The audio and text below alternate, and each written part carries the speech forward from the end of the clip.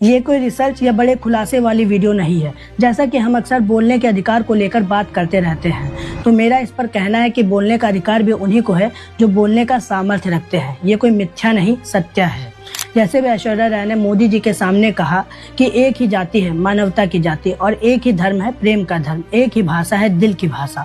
ये बात खासकर उस व्यक्ति के सामने बोलना जो व्यक्ति अलगाववाद और ध्रुवीकरण की राजनीति करके प्रधानमंत्री जैसे पद पर विराजमान है, ये बहुत ही बड़े साहस और सामर्थ्य की बात है। वरना मैंने तो बहुत सारे एक्टर्स को प्रोपेगेंडा फिल्म और मोदी है तो मुमकिन है गाते हुए देखा है, और जब बहुत ही मुश्किल से सवाल पूछने का मौका मिलता है तो आप आम कैसे खाते हैं ये पूछते हैं।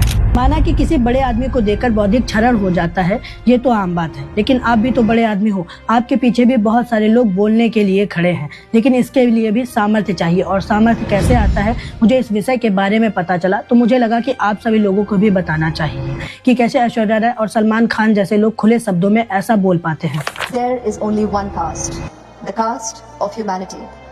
There is only one religion, the religion of love. There is only one language, the language of the heart.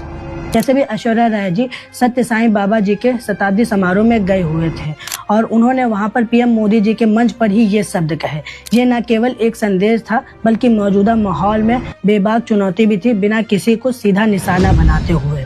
ऐसे ही सलमान खान का एक पुराना किस्सा है। 2014 गुजरात के चुनाव के दौरान उन्होंने अहमदाबाद में पतंग उड़ाते हुए मोदी जी के सामने कहा था कि अगर आपको लगता है कि मोदी जी अच्छे हैं तो आप मोदी जी को वोट दो, लेकिन मेरी कॉन्स्टिट्यूएंसी के लिए बाबा सिद्दीकी ही बेस्ट कैंडिडेट है, इसीलिए मैं तो बाबा सिद्दीकी को ही वोट दूंगा। देखिए, जहाँ तक एक सवाल होता है वोट देने का एक सवाल होता है। हर एक कॉन्स्टिट्यूंसी के हिसाब से वो वोट दी जाती है। जो बेस्टमैन है आपके लिए उस कॉन्स्टिट्यूंसी के अंदर, आप उसके लिए वोट दीजिए। आपके लिए कौन है बेस्टमैन यहाँ पर?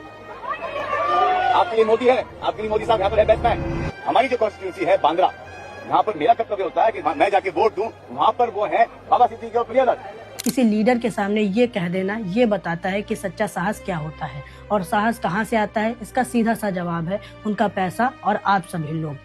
क्योंकि सलमान खान और ऐश्वर्या जी के पास उनके पैसे के साथ साथ जनता का पावर भी है, और ये बात सत्य है कि जनता को देखकर साहस मिलता है। जब मुझसे लोग पूछते हैं भाई मैं भी सच्चाई दिखाना चाहता हूँ, मैं भी बोलना चाहता हूँ, कोई दिक्कत तो नहीं होगी, धमकियाँ तो नहीं आती हैं, तो आज का मुद्दा यही है कि आप डील कैसे करते हो, आपके बोलने का तरीका कैसे है। जैसे कि ऐश्वर्या राय जी ने बात बोली, सबसे पहले उन्होंने मोदी जी के सादा चरण स्पर्श किए और फिर बाद में उन्होंने टांग पकड़कर खींच ली। मतलब कि मेरे कहने का मतलब इतना सा ही है कि किसी को कुछ कहने के लिए एक प्रकार की विनम्रता होनी चाहिए। आप अपनी बात एक विनम्रता के साथ रखो, ना कि लड़ाई झगड़ा करके अपनी बात मनवा दो, और सबके लिए सत्य बोलने के लिए हिम्मत रखो, फिर वो चाहे मोदी जी हो या फिर राहुल गांधी जी। इसीलिए मैं पहले ही कहता हूँ आप पॉलिटिकल कंटेंट मत बनाओ अगर आपको पैसा कमाना है, क्योंकि इधर स्पॉन्सर्स नहीं आते हैं। लेकिन आपको देश के प्रति प्रेम है तो आप सभी लोग सीधा पॉलिटिकल कंटेंट मत बनाओ।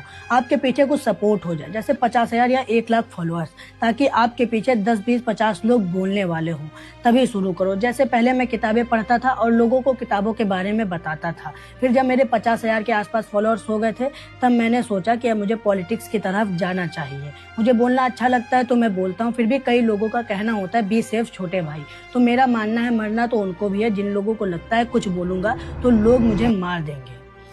तो कुछ बोलो, अगर कुछ नहीं बोलोगे तो कहीं ना कहीं से नुकसान तो आपका ही है, क्योंकि सरकार का काम है देश को लूटना और आप सभी लोगों का काम है लुटते हुए देश को बचाना। इसमें आपकी जिम्मेदारी सरकार से बड़ी है।